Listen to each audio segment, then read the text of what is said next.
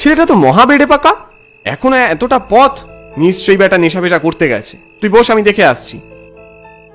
ওই চালা ঘরের কাছে এসে আমি শুনলাম ভিতর থেকে অনেকগুলো লোকের গুঞ্জন। এদিক ওদিকে তাকিয়ে দেখি চালা ঘরের গায়ে একটা জানলা, চালা ঘরের ভিতরে যেন বেশ হুলস্থুল চলছে। ওই লোকগুলো কারা? খুব ভালো করে কান পাততেই বুঝতে পারলাম ভিতরে যেন মাছের পাইকারি বিক্রেতাদের বাজার। ওদের দিকে তাকাতেই দেখতে পেলাম কারোর চেহারে সাধারণ মানুষের মতো নয়, ওদের চোখগুলো যেন ঠিকরে বেরিয়ে আসছে এক একজনের। গায়ের রং পাণ্ডুবর্ণ, কিন্তু এরা সবাই মাছ বিক্রি করছে কেন? কেউ কেউ আবার মাছের দরদাম করছে খুব জোরে হেঁকে হেঁকে। এসব দেখে আমার মাথা ভোঁ ভোঁ করতে লাগলো, কিন্তু এসবের মধ্যে ওই ছেলেটাকে কোথাও দেখতে পেলাম না। ছেলেটাকে বাজারের এক কোনায় খুঁজে পেলাম, কিন্তু এখন ওর মুখটা খুব স্পষ্টভাবে দেখা যাচ্ছে।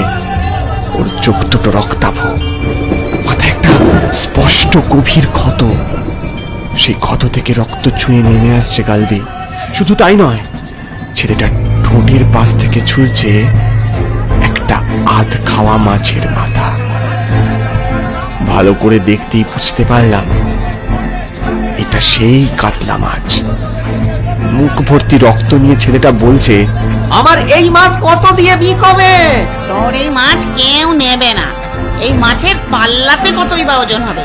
শোন, এখন সবাই বড় বড় মাছ চায়, বড় বড় মাছ, সুন্দর দেখতে হবে। এই মাছ কেউ নেবে না রে। এতক্ষণ কোণের দিকে সাদা শাড়ি পরে এক মহিলা বসেছিলেন। অনেকক্ষণ উনি কোনো নড়াচড়া করছিলেন না।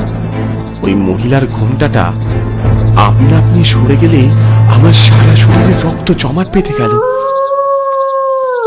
মহিলাটির মাথা থেকে পা অব্দি মাংসের লেশ পর্যন্ত নেই, আস্ত নরকঙ্কাল। চোখ দুটো থেকে থেকে করে জ্বলছে। সেই মহিলার নরকঙ্কালটি খোনা গলায় বলে উঠল, আমি নেব। দরদাম কিন্তু করতে পারবে না খুড়ি। যে দাম বলবি সেই দামেই নেব। আজ অব্দি তোর সাথে কখনো দরদাম করেছি রে? এসব দেখে আমার শরীর ভয় কেঁপে উঠল। বুঝলাম এরা মানুষ নয়, এক একটা অশরীরী। ভয়ে আমার মুখ থেকে যেন আর্তনাদ বেরিয়ে এলো।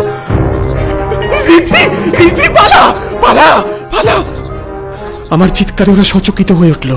সবাই মিলে ঘাড় ঘুরিয়ে তাকালো আমার দিকে। এই, ওখানে কে রে? আমি ছুটতে শুরু করলাম। রাস্তার মোড়ে এসে দেখি রিক্সার মধ্যে ঋদ্ধি নেই। পিছন থেকে ওদের গলার আওয়াজ ভেসে আসছিল খুব জোরে। আমি আর সময় নষ্ট করতে পারলাম না, ছুটতে শুরু করলাম। ছুটতে ছুটতে দেখি রাস্তার উপরে সেই বাজারের ব্যাগটা পড়ে আছে। তার ভিতর থেকে ছড়িয়ে ছিটে আছে মাছের আঁশ, কাঁচা রক্ত, আর যে আমাদের জিভ বড়শি। আমি পিছন ফিরে দেখার সাহস পেলাম না। ঝিঙে উঠে এদিকে। ওপাশ থেকে ঋদ্ধির গলার স্বর ভেসে এলো। একটা অন্য রিক্সায় চেপে ঋদ্ধি এগিয়ে আসছে। রিক্সার গতি বিশেষ ছিল না। আমি এক লাফে রিক্সায় চেপে বসলাম। রিক্সার লোকটা এরপর গতি বাড়ালো। তোর কিছু হয়নি তো? না। তুই কোথায় চলে গিয়েছিলি? তোর এতটা দেরি হচ্ছে দেখে আমি রিক্সার খোঁজে গিয়েছিলাম। বারবার মিলি ফোন করছিল, কিন্তু এরা কারা? জানি না, তবে এটা বলতে পারি এরা কেউ মানুষ নয়। ঠিক ধরেছেন বাবুরা, এরা কেউ মানুষ নয়। এরা সবাই মরে ভূত হয়েছে অনেক আগে। ভূত? হ্যাঁ, হালদারদের ওই পুকুরে মাছ চাষ করা হতো বহু বছর আগে। হালদারদের পুকুর? ওটা দত্তদের পুকুর নয়? না না, আপনারা যে রাস্তায় গিয়েছিলেন ওদিকে তো হালদারদেরই পুকুর। বেশ কিছু বছর আগে হালদারদের ওই পুকুরে মাছ চাষ করা হতো। এই তল্লাটে ওটাই একমাত্র বড় পুকুর ছিল। মাছের ফলন বাড়ানোর জন্য আড়তদাররা ভীষণ চাপ দিত। মাছের বিষাক্ত নানা ওষুধ দিয়ে মাছগুলোকে তাড়াতাড়ি বড় করে তোলার কথা বলতো ওরা। হালদার বাবুও এর পিছনে ছিল। গ্রামের মাছ চাষিরা ওসব কখনোই করতে রাজি ছিল না। ওরা জানতো বিষ ওষুধ দিয়ে মাছের চাষ করলে যারা ওই মাছ খাবে তাদেরও ক্ষতি, তার সাথে পুকুরটারও। ওরা সেসব মানেনি। পাইকারি বাজারের লোকেরাও জুটেছিল, তাই আড়তদারদের সঙ্গে একদিন চরম বিবাদ বাঁধে ওদের।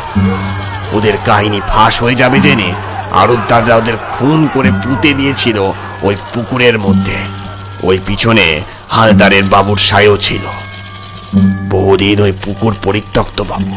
বাবা, এত কিছু ঘটে গেল, গ্রামে থেকে জানতেই পারলাম না। আইনিন বাবু বাড়ি চলে এসেছে। আপনি এত জানেন দেখে বড্ড আশ্চর্য হয়েছি। ধন্যবাদ। এই যে ভাড়াটা। টাকা আমার লাগবে না বাবু, ওসব আপনাদের কাছেই রাখেন। ওসব আমার আর কোনো কাজে আসে না। এরপর রহস্য জড়ানো হাসি হাসলো লোকটা, বলল, সেই দিন ওই বিবাদের সময় ওই চাষিদের মধ্যে আমিও ছিলাম বাবু, ওদের সাথেই ছিলাম। নির্বাক হয়ে আমরা চোখের সামনে দেখলাম লোকটা রিক্সা টানতে টানতে চাঁদের আলোয় মিলিয়ে গেল।